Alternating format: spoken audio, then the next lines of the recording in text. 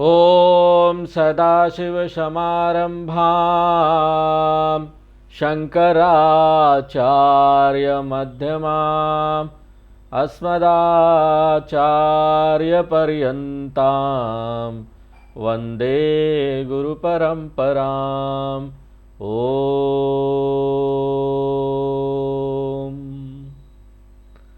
तो राम जी वनवास जाने से पहले सबसे विदा ले रहे हैं और लक्ष्मण जी भी उनके साथ जाना चाहते हैं। वो भगवान के चरण पकड़ लेते हैं और भगवान जब उनका प्रेम देखते हैं कि वाह क्या प्रेम है, कितना सुंदर, तो वो अपने भक्त को छोड़कर कैसे जा सकते हैं।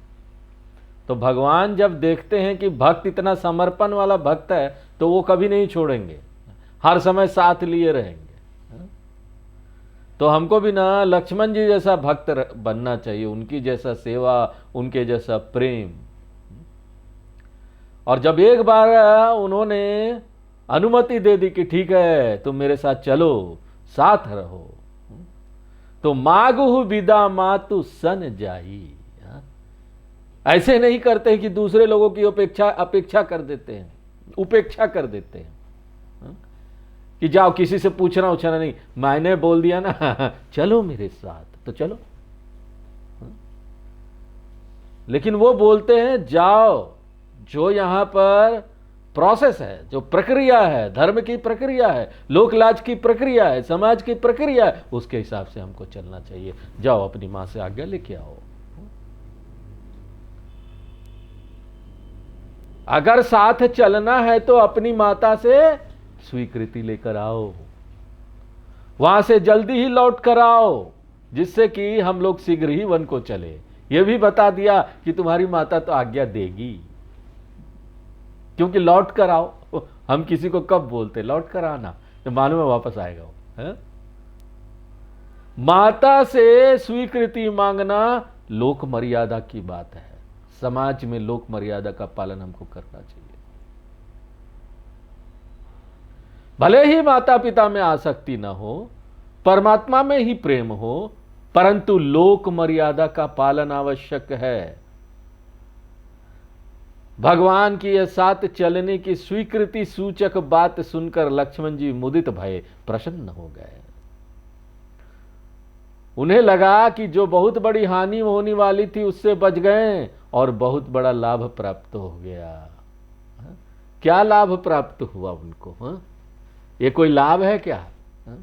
सांसारिक लोग ना यही लाभ देखते हैं, अरे क्या महल छूट जाएगा, धन छूट जाएगा, इतना लग्जरी में रह रहे थे, सुविधाजनक परिस्थिति में थे, वो सब छूट जाएगा। वन में कहां ये सब मिलने वाला था? वन में ना गद्दीदार सोने के लिए गद्दा भी नहीं है। आजकल तो यहां गद्दे भी अलग अलग प्रकार के आते हैं। पतला वाला गद्दा जिसमें रुई भरते हैं वो आपको 500 रुपये में आ जाएगा, लेकिन स्लीप वेल का स्पेशल गद्दा, वो सब मोटे मोटे गद्दे होते 40,000 का आएगा। अब डिफरेंस देख रहे हैं।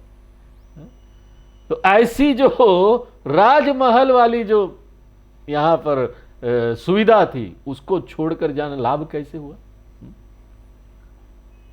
लाभ इससे हुआ कि भगवान का साथ मिलेगा, वो लाभ है। बाकी सब तो हानि है इस जीवन में, जो कुछ भी कर रहे हो हानि, भगवान ही लाभ, बाकी हानि। अगर भगवान का साथ नहीं तो जीवन is a waste waste waste, unuseful जीवन is a waste of whole life. I am wasting my whole life.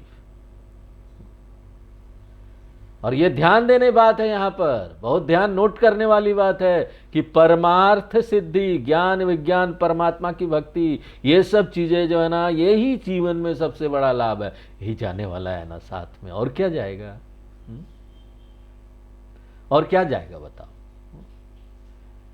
एक बहुत बड़ा धनी सेठ, आजकल सेठ नहीं बोलेंगे, बिजनेसमैन, बड़ा बिजनेसमैन, 10-15 फैक्ट्रियां, बैंक बैलेंस बढ़ा हुआ, बहुत पैसे थे उसके पास, लेकिन उसको एक चीज बड़ा खाया जा रहा था मन में।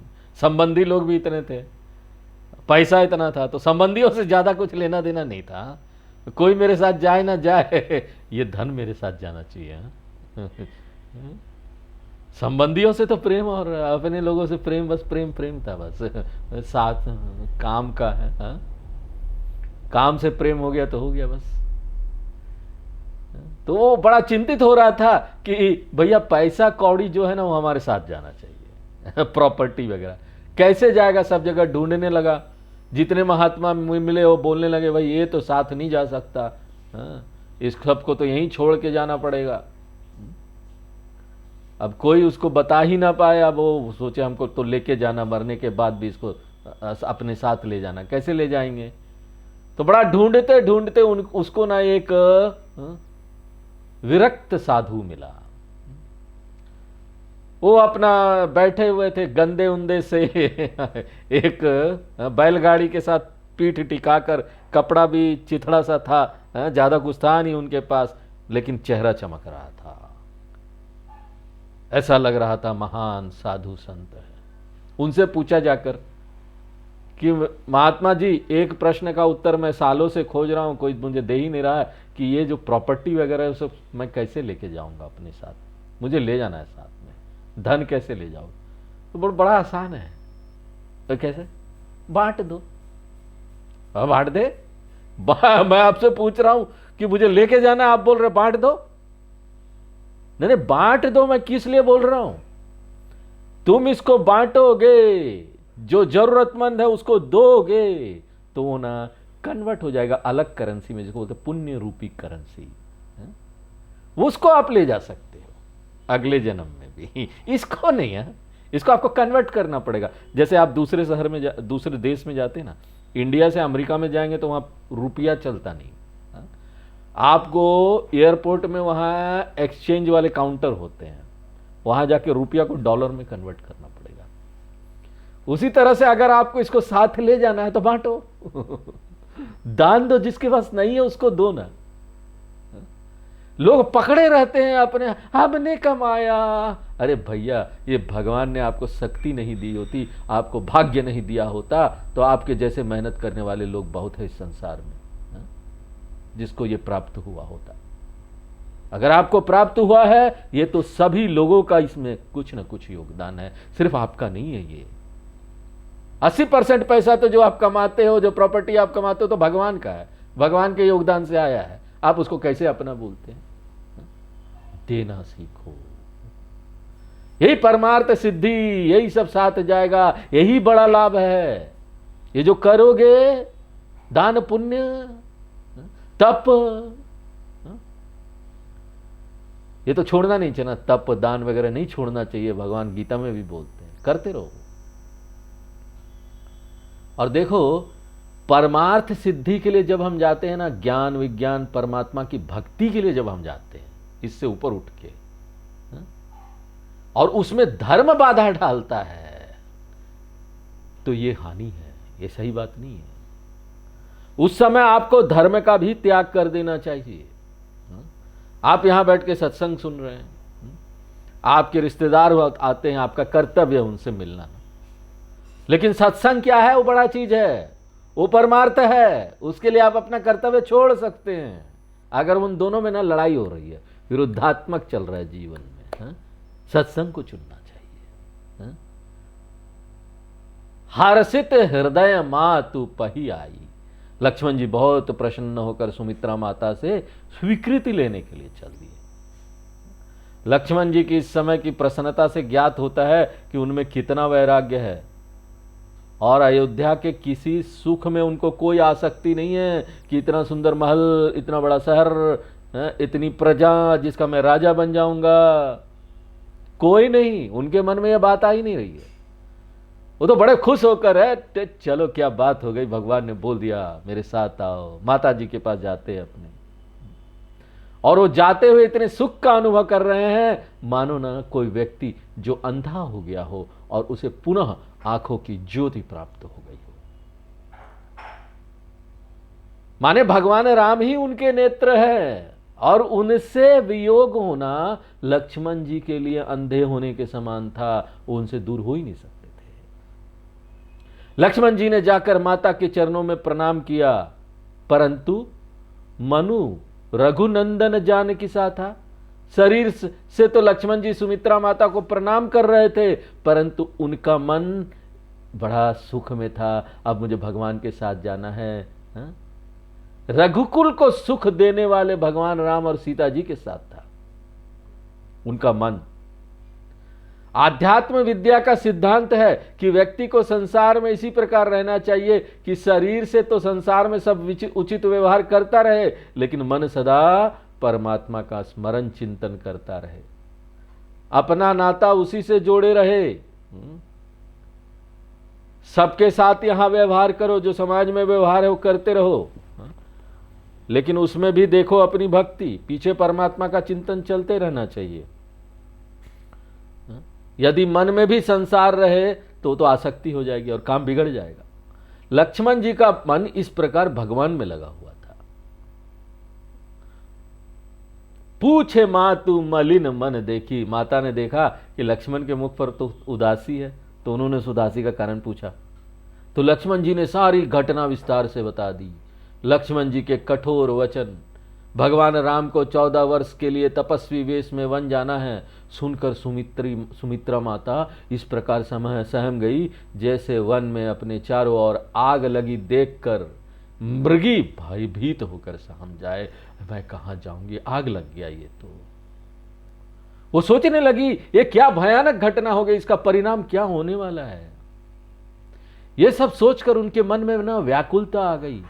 लखन लखेऊ भा अनरथ आजू, परंतु लक्ष्मण जी ने ये समझा कि भगवान के साथ हम वन में जाएंगे, तो ये सोचकर उनको दुख हो रहा। उनका चेहरा देखकर उनको यही लगा कि उनका बेटा जाने वाला, इसलिए दुख हो रहा है। इतना साल रहे, देखो हम बोलते ना हम किसी को पहचान लिए नहीं, हम जानते हैं वो कैसा है, उसका मन भी जानते हैं। अरे आप किसी को नहीं जान सकते। 20-20 साल तक पति पत्नी एक साथ रहते, लेकिन फिर भी बोलते आज तक मैंने तुमको नहीं समझा। जब झगड़ा होता ना तो आज तक मैंने नहीं समझा तुमको। ऐसा नहीं था। सुमित्रा जी का चेहरा देखकर उनको लग रहा था, डर लग रहा था, ये तो लगता है पुत्र के जाने के दुख में दुखी हो रही है, पुत्र प्रेम के कारण लगता है माता ना आज काम बिगाड़ देगी, ये मेरी माँ जो है ना मुझे जाने नहीं देगी, काम बिगाड़ देगी लग रहा है। माता को भयभीत देखकर लक्ष्मण जी को ना उनसे विदा मांगते हुए भी संकोच हो रहा है कि पता नहीं ये स्वीकृति देगी कि नहीं। समुझ सुमित्रा राम सिय रूपू सुशीलु स्वभाव। सुमित्रा जी ने यह समझा कि भगवान राम और सीता जी का सुंदर रूप और शील है और बड़ा कोमल स्वभाव है, एवं उन पर महाराज का बहुत अधिक स्नेह है। भगवान राम के बिना महाराज का जीवित रहना कठिन होगा। यह सब बातें मन में विचार करते हुए सुमित्रा जी बहुत व्याकुल और चिंतित होकर अपना सिर पीटने लगी। क्या हो गया ये? सुमित्रा माता कहती है कि ये कैकेयी तो बड़ा पापिन निकली कि इस प्रकार का वरदान उसने मांग लिया। इसके कारण तो सबका हित होगा, सबकी दुर्दशा होगी। आगे ना तुलसीदास जी सुमित्रा जी के चरित्र द्वारा शिक्षा दे रहे हैं कि माताओं को कैसा होना चाहिए, एक मां को कैसा होना चाहिए, सुमित्रा माता जैसा होना चाहिए, और अपने पुत्रों को इसी प्रकार की शिक्षा देनी चाहिए जैसी वे अपने पुत्र लक्ष्मण जी को देती है। क्या शिक्षा देती है? धीरज धरेउ कु अवसर जानी। उस व्याकुलता के बीच भी सुमित्रा माता ने धैर्य धारण किया, तब कुछ बोलने के लिए तत्पर हुई। माता सहज ही सुहृद और कोमल वाणी में बोलती है। सुहृद का अर्थ क्या है? गीता में भी बहुत जगह पर आया सुहृद। सुहृद वह होता है जो ना निस्वार्थ भाव से दूसरों का कल्याण चाहे, अपना एजेंडा ना हो, दूसरों का हित हम चाहते हैं, निस्वार्थ भाव से हम उसको एडवाइस करते हैं। इसलिए सबके पास एडवाइस लेने के लिए नहीं जाना चाहिए। हाँ जरा बताओ तो हम ये करने वाले हैं, तो हम क्या करें, हमको समझ में नहीं आ रहा, कुछ एडवाइस दो। सबके पास नहीं जाना चाहिए सुझाव लेने के लिए। क्यों? अरे क्या सुझाव देगा? वो खुद ही अपने बारे में सोच रहा होगा, वैसा सुझाव देगा एजेंडा वाला। जो व्यक्ति निस्वार्थ भाव से रहे ना, जो सुहृद हो, उसके पास जाना चाहिए, जो आपको निस्वार्थ भाव से आपकी भलाई के लिए उपदेश देगा, सुझाव देगा। तुलसीदास जी का कहना कि स्वार्थ रहित तो दुनिया में बस दो ही होते हैं, एक तुम तुम्हार सेवक रघुनाथा। एक तो भगवान और दूसरे भगवान के भक्त। जो भी भगवान के भक्त है ना, वो स्वार्थ रहित होंगे, क्योंकि उनको तो भगवान चाहिए ना। ऐसे व्यक्ति से जाइए, आप सुझाव ले लीजिए, कोई बात नहीं। अब भगवान से ले लीजिए, अगर भगवान आपसे बातें करते हैं। यहां पर सुमित्रा माता भगवान की भक्त है, इसलिए लक्ष्मण जी की सहज सुहृद है। देखा, भगवान की भक्त है, राम जी की, इसलिए वो सुहृद है। लक्ष्मण जी के हाव भाव देखकर सुमित्रा माता समझ गई कि ये भगवान राम के साथ ही बन जाना चाहते हैं, इसलिए वे लक्ष्मण जी के मन में भगवान की भक्ति को और दृढ़ करते हुए मृदु वाणी में कहती है, हे तात, भगवान राम ही तुम्हारे पिता है और जानकी जी ही तुम्हारी माता है। जीवन के देखो अलग अलग स्तर है। धर्म के क्षेत्र में जब तक व्यक्ति है तो सांसारिक माता पिता है। जहां यह व्यक्ति परमार्थ में आया तो फिर परमात्मा ही सब कुछ है। गीता में भगवान कह देते हैं, पिता हमस्य जगत, वो माता धाता पितामह, सारे जगत का पिता माता और ना ग्रैंडफादर, पितामह भी मैं ही हूं। फादर मदर ग्रैंडफादर सब एक ही। कौन है? भगवान। जगतः पितरो वंदे पार्वती परमेश्वरो, जगत के माता पिता भगवान शिव और माता पार्वती। धर्म और परमार्थ ऐसा हो जाता है। इसलिए सुमित्रा माता लक्ष्मण जी से कह देती है कि भगवान राम तुम्हारे ऐसे पिता है जो सब प्रकार से तुम्हारा हित करने वाले हैं। माता कहती है कि अयोध्या भी वही है जहां भगवान राम निवास करे। इसी बात को आध्यात्मिक दृष्टि से देखें तो अगर हमारे हृदय में भगवान वास करे तो हमारा हृदय अयोध्या ही हो गया। अयोध्या का क्या अर्थ है? जहां द्वंद्व न हो, जहां शांति का साम्राज्य हो, जहां शांत स्वरूप परमात्मा हृदय में अनुभव आने लगे। अगर ऐसा हृदय हो गया ना, वो हृदय ही अयोध्या है। माता उदाहरण देती है कि जिस प्रकार यहां सूर्य दिख रहा है और वहीं दिन होता है, उसी प्रकार जहां भगवान राम है वहीं अयोध्या है। और वहीं सब तीर्थ, जहां भगवान राम वहां तीर्थ। अब ये लखनऊ है, बताइए, लखनऊ है ना, हमारे लक्ष्मण जी के नाम पर है। यहां पर क्या काम बताइए, नवाबों का और तहजीब का। नवाब और तहजीब के लिए बोलते ये शहर है, ये शहर उसके लिए नहीं है। राम जी ने लक्ष्मण जी को ये शहर दिया था, और दिया था तो आए भी है, चरण भी पड़ा है, तो हमारे लिए तो ये तीर्थ है, लखनऊ तीर्थ। गोमती मैया भी यहां पर है, ऋषि पुत्री। जिस तरह से गंगा में नहाने से पाप धुल जाते हैं, यहां बोलते लखनऊ में गोमती नदी में नहाओ ना तो पाप धुल जाते हैं। अब दूसरी बात है कि लोगों ने इतना गंदा कर दिया उसको। लखनऊ के चक्कर लगा लो, तीर्थ के चक्कर हो गए। जहां भगवान के चरण पड़े वही अयोध्या, वही तीर्थ स्थल। हृदय में चरण पड़ जाए, मतलब हृदय में वो आ जाए, समर्पण हो जाए, वही तीर्थ हो गया। तो इस प्रकार से कहकर माता ने लक्ष्मण जी को भगवान राम के साथ जाने की स्वीकृति दे दी, जाओ। और वे बात को निर्णयात्मक रूप से स्पष्ट करते हुए कहती है कि भगवान राम और सीता जी वन जा रहे हैं तो अवध तुम्हार काजु कछु नहीं। इस अयोध्या में तुम्हारा क्या काम, अब जाओ तुम। देखो, अब सुमित्रा माता नीति का एक सिद्धांत बोलती है कि गुरु, पिता, माता, भाई, देवता और स्वामी, इन सब की सेवा इस प्रकार प्रेम पूर्वक करनी चाहिए जैसे कि अपने प्राणों से कोई प्रेम रखता हो। लेकिन राम प्राण प्रिय जीवन के, भगवान राम तो प्राण से भी अधिक प्रिय हैं, क्योंकि जीव में जो जीवन की अभिव्यक्ति है वही भगवान राम है ना। ये हमारा चेतना क्या है, वही तो भगवान राम है। सबसे स्वार्थ रहित सखा जो है ना, वो भगवान राम है। इस प्रकार भगवान राम क्या हो गए, सबसे अधिक प्रिय हो गए, सबसे ज्यादा भलाई हमारा वही चाहते हैं। हमारे जीवन का अंतरतम है परमात्मा, अंगुष्ठ मात्र पुरुष हृदय में, इतना अंगूठे के रूप में है, अंगुष्ठ मात्र पुरुष है, अंतर्निहित शरीर के कण कण में हो जाए भगवान, इससे बड़ा जीवन का लाभ कुछ है क्या।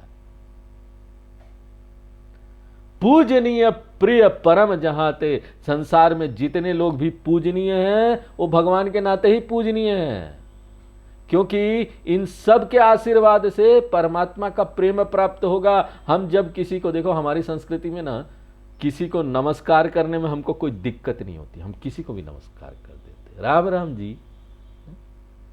अब वहां जब हम नमस्कार करते हैं तो किसको नमस्कार कर रहे हैं, उसके भीतर बैठे हुए राम जी को नमस्कार कर रहे हैं। वो जो आशीर्वाद हमको देंगे, हम बड़े बुजुर्ग को भी नमस्कार करते, प्रणाम करते, जो आशीर्वाद देंगे ना, उसमें परमात्मा का प्रेम हमको प्राप्त होगा। इसी में यह भाव भी निहित है कि ये सब तभी तक पूजनीय है जब तक ये हमारे परमार्थ के मार्ग में आगे बढ़ने में सहायक है। यदि कोई किसी की हम सेवा कर रहे हैं, अपने ही घर में अपने संबंधी लोग हैं, वो हमारे भगवान की भक्ति में बाधा डाल रहे हैं, तो वो ठीक नहीं है, फिर वो त्याज है, उनको त्याग देना चाहिए। यदि ये परमार्थ में बाधा उपस्थित कर रहे हैं, आध्यात्म मार्ग में आगे बढ़ने में बाधा उपस्थित कर रहे हैं, त्याग दो, ये शास्त्र का सिद्धांत है। शास्त्र तो ऋषियों के युगों युगों तक के अनुभव का निचोड़ है, वो उनके अनुसार आचरण करने में ही व्यक्ति का कल्याण है। गीता में भी भगवान कहते हैं, तस्मात् शास्त्रम प्रमाणम ते, शास्त्र प्रमाण है और कुछ नहीं, और कोई नहीं। माता सुमित्रा कहती है कि ऐसा मन में समझकर तुम भगवान के साथ बन जाओ, उसी में तुम्हारे जीवन का लाभ है। तुम बड़े भूरि भाग्यवान हो, और तुम्हारे साथ साथ मैं भी इस नाते भाग्यशाली हूं कि मेरा पुत्र भगवान का भक्त है, मैं बलि जाऊं।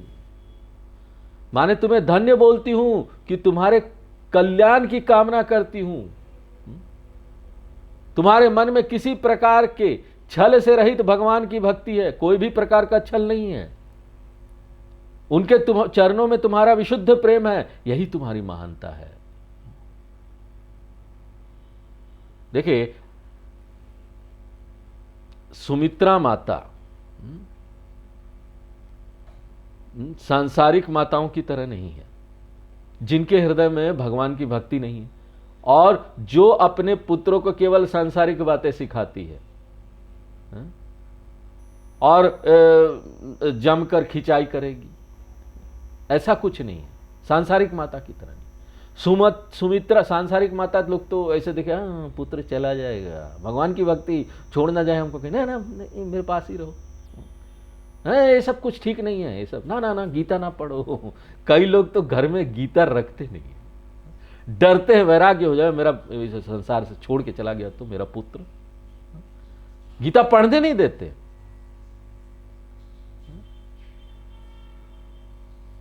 लेकिन ये सही नहीं है। शास्त्र क्या बोलते हैं, सबसे सही बात, सबसे लाभ वाली बात तो भगवान से प्रेम है।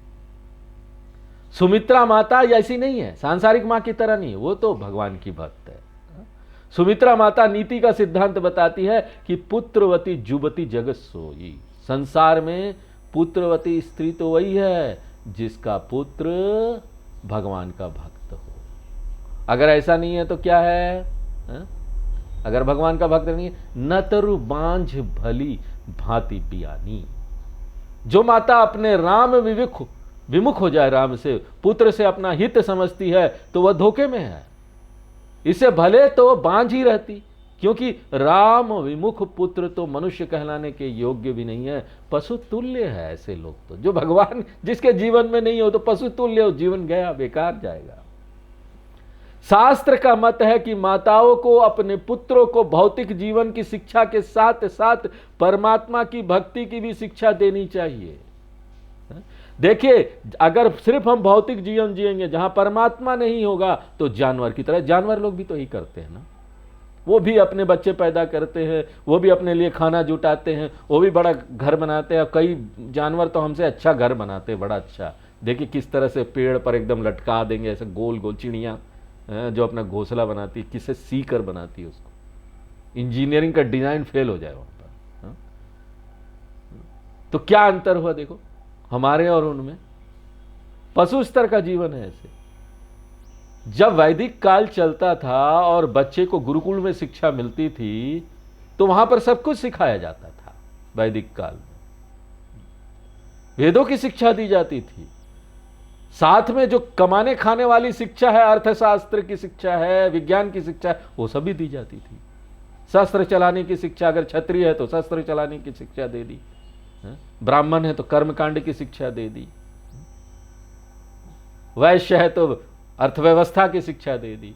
इस तरह से सारी शिक्षाएं दी जाती थी, और दोनों तरह की शिक्षाएं होती थी। क्योंकि आधा शिक्षा हुआ, अगर आप सिर्फ कमाने खाने पेट पालने के लिए किसी को शिक्षा देते हो तो आधा शिक्षा है, उससे वो पशु वाला जीवन जिएगा।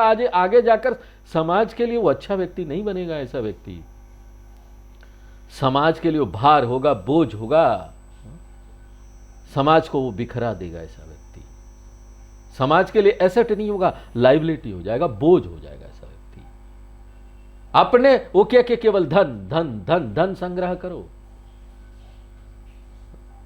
मानवता का कोई गुण उसके अंदर नहीं होगा।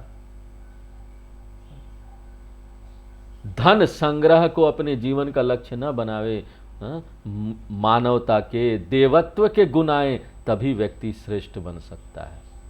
समाज भी ऐसे ही व्यक्तियों से संगठित बनता है, राष्ट्र का विकास भी उन्हीं से होता है। इस प्रकार की सदाचार की शिक्षा, भक्ति की शिक्षा जिस पीढ़ी को प्राप्त नहीं होगी, वो पीढ़ी स्वयं अपना विनाश कर लेगी।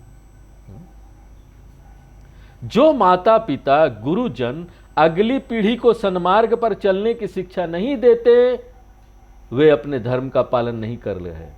इसलिए यहां बादी बियानी कहकर यह बता दिया गया कि वे पशु स्तर के हैं, मनुष्य कहलाने के लायक भी नहीं है।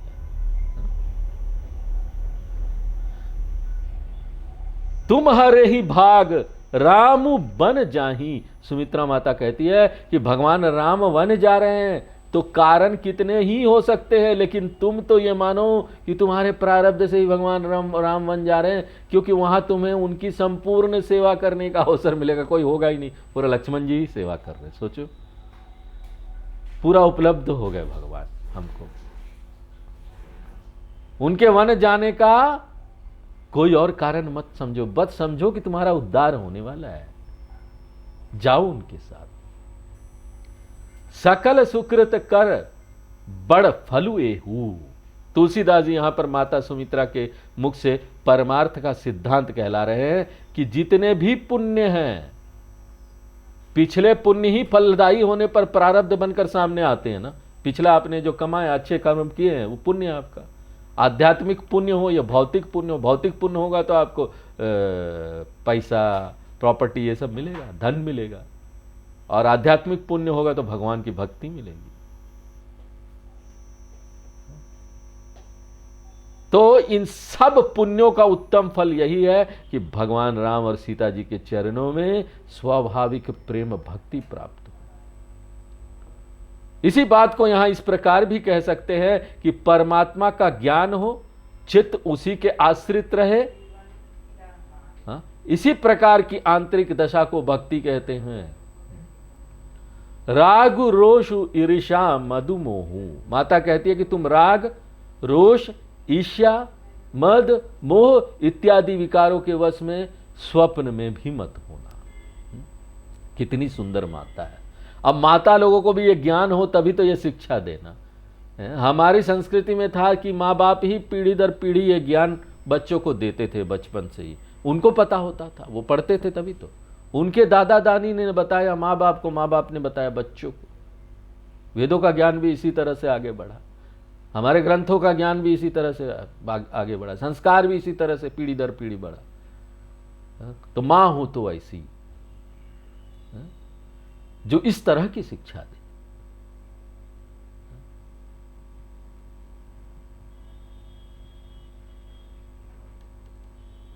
स्वप्न में वश होने से तात्पर्य है कि जब जागृत में कोई संस्कार हमारे मन में पड़े तो वही संस्कार स्वप्न के रूप में अभिव्यक्त होते हैं। इसलिए व्यक्ति को ऐसी साधना करनी चाहिए कि इन विकारों का रंचमात्र भी बीज उसके चित्त में न रहने पाए, उसका स्वभाव ही बदल जाए। जागृत में जैसा हम जीवन जिएंगे वही तो स्वप्न में आएगा ना। कई लोगों को बड़े डरावने वगैरह सपने आते हैं मन में। ऐसा व्यक्ति कोई आप लोग तो परमार्थ के रास्ते पर हैं और सारे ग्रंथों का अध्ययन कर रहे हैं, तो आपके पास सुझाव लेने के लिए लोग आएंगे कि आप तो जानते हैं शास्त्रों की बातें, तो हमको बताइए। बड़े डरावने स्वप्न आते हैं, रात को नींद नहीं आती ठीक से। सीधे उसको भगवान की तरफ मोड़ दो। पहले पूछो कि कौन से भगवान को तुमको पसंद है, बताओ। ये भगवान पसंद है, ठीक है, उनका ये मंत्र है, जप कर लो। सारे भगवान के मंत्र होते हैं, आप दे सकते हैं किसी को भी। आप बता दीजिए उनको ये मंत्र है, इसका जाप करो। 108 बार जाप अच्छा होता है। नहीं कोई कर पाए कि चलो भैया 3 बार ही कर लो और उसके बाद सोना। हाँ, सोने से पहले ये करना और देखो कि एकदम रेगुलर करके देखो क्या होता है। अपने आप उसके मन में भगवान के प्रति भक्ति जागृत होने लगेगी। इसलिए तो आजकल देखिए जितने साधु संत लोग आते हैं ना, वो लोगों को यही एक बात बोलते हैं, नाम जप करो, नाम जप। जो लोगों को ये सारी समस्या आती है, आध्यात्मिक मार्ग में आगे नहीं बढ़ पाते, गीता उपनिषद के क्लास में नहीं आ पाते, उनको आप लोग ना इसी चीज में मोड़िए। शुरू में वो नहीं आ पाएंगे गीता उपनिषद, वो बोलेंगे ना आओ आओ क्लास में आओ, नहीं आ पाए। नाम जप में मोड़िए, नाम जप करेंगे, ज्यादा समय होगा, बहुत उनके मन में ये विश्वास आएगा भगवान के प्रति, तब उनको और जानने की इच्छा होगी, तब यहां आएंगे। ये विकार यदि मन में, व्यवहार में, चित्त में किसी प्रकार भी रहते हैं तो ना निशाचरों के समान हमें दुख देते हैं। इन सब निशाचरों से छुटकारा पाकर अपने हृदय में भगवान की स्थापना करो। भगवान की भक्ति के माने हैं कि हृदय की आंतरिक दशा ही बदल जाए। इतना नाम जप करो कि हमारी आंतरिक अंदर से ही सब कुछ बदल जाए। हाँ? दिन में ना अनायास ही हमारा ना भगवान के प्रति भक्ति चलने लगे। उसके लिए हमको कोई एफर्ट ना करना पड़े, एफर्ट लेस हो जाए। बोलते ना अजपा जप हो जाए, जपना ना पड़े तब भी जप चल रहा है। मन क्रम वचन करेहु सेवकाई। माता जी कहती है कि हे पुत्र, तुम सब विकारों का त्याग कर मन, क्रम और वचन से भगवान राम और सीता जी की सेवा करना। कितना सुंदर एडवाइस देती है। भगवान ऐसी मां सबको दे। अगर ऐसी मां दे देना तो दुनिया का भाग्य ही बदल जाएगा। क्योंकि बच्चे को बनाने वाली तो मां होती है। समाज में एक सुंदर इंसान को बनाने वाली, एक नागरिक को बनाने वाली मां ही तो होती है। मां के संस्कार अच्छे होंगे तो बच्चा का भी अच्छा होगा, समाज भी अच्छा होगा, समाज बिखरेगा नहीं।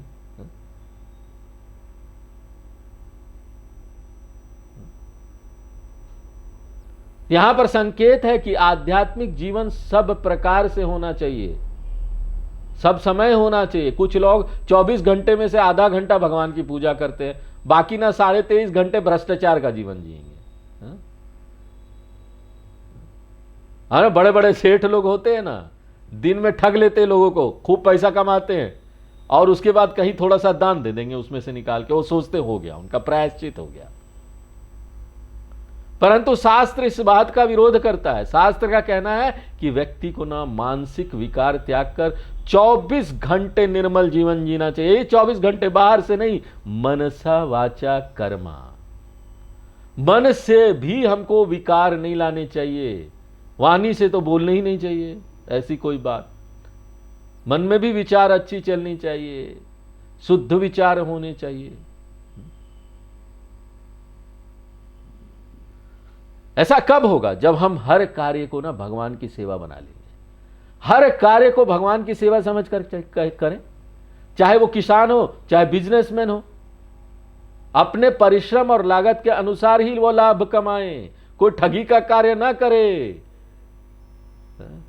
भगवान का नाम ले लेकर ना, वो जब अपने कस्टमर को सर्विस देना तो भगवान का नाम ले लेकर दो, देखो कितना आपका कस्टमर आने से लाइन लग जाएगा। अगर आप अपने कस्टमर को सेवा समझ कर दोगे ना कि हम सर्विस दे रहे हैं, भगवान की सेवा करें, नर सेवा नारायण सेवा, तो आपको पैसे की कमी तो कभी नहीं होगी। एक बिजनेसमैन इतना कमाएगा, इतना कमाएगा, पूछो। देखो, जो लोग अपना काम क्रिएटिव तरीके से करते हैं ना, काम पर ध्यान देते हैं, ये कार्य है मेरा, उन लोगों को ना बिजनेस में कभी पैसे की कमी नहीं होती, उन लोगों को नुकसान सहना नहीं पड़ता। ऐसे ऐसे आपको वीडियो मिल जाएंगे सोशल मीडिया पर, जो लोग ना फेमस हो गए, अपने छोटे मोटे काम से भी फेमस हो गए। नागपुर का एक चाय वाला, डॉली चाय वाला, और वो चाय वाला बेचारा गरीब, लेकिन आज उसके पास ना दुनिया का सबसे जो अमीर आदमी है, माइक्रोसॉफ्ट का जो मालिक है, वो उनके साथ खड़ा होकर चाय पी लेता है, फोटो खिंचवा लेता है।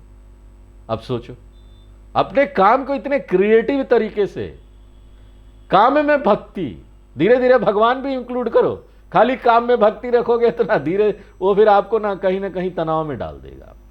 साथ साथ भगवान की भक्ति होनी चाहिए।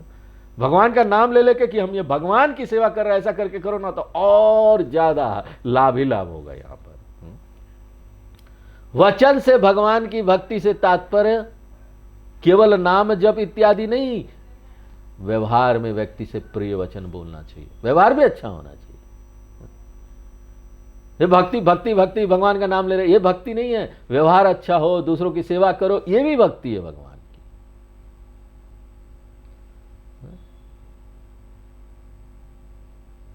हम जिससे बातें कर रहे हैं, जिससे व्यवहार कर रहे हो, कैसा भी स्वभाव का हो सकता है, परंतु हमको यह जानना चाहिए मूल रूप से तो वो परमात्मा ही है। उसके हृदय में, उसकी शरीर में जो चेतना परमात्मा है। इसलिए मूल रूप से सभी दिव्य है, हमारे शास्त्र मानते हैं। कोई भी सिनर नहीं है ना, you are sinner, the angel will come and he will save you, ऐसा हमारा धर्म नहीं मानता। Angel will come and he will save you, the saviour will come. अरे कौन सा सेवियर यहां आने वाला है? आप ही अपना सेवियर हो। अंदर से सेव कर लो अपने आप को। दूसरों में भी देखो ना, वही भगवान है। कौन खराब है? यहां कोई खराब नहीं है। आप अच्छा व्यवहार कर सकते हो, सबको प्रणाम कर सकते हो, सभी दिव्य है। हमारे शास्त्र बोलते तुम दिव्य हो, शुरुआत यहां से करते हैं, तुम दिव्य हो, तुम्हारे में कोई कमी नहीं है। तो भगवान के भक्त बन जाओ, फिर किसी सेवियर की जरूरत नहीं होगी। वो सेवियर हो जाएंगे। कितने सारे सेवियर है हमारे धर्म में, एक है क्या? चुनना है चुन लो, जिस भगवान को पसंद हो भक्ति शुरू कर दो। यहां पर तो हम रामचरितमानस में राम जी को सब इष्ट देवता लेकर चल रहे हैं। वही सब कुछ है, वही ब्रह्म है, वही आत्मा है। चलो आज यहीं पर विराम देते हैं, आगे फिर नेक्स्ट क्लास में। ओम पूर्णमदः पूर्णमिदं पूर्णात् पूर्णमुदच्यते पूर्णस्य पूर्णमादाय पूर्णमेवावशिष्यते। ओम शांति शांति शांति।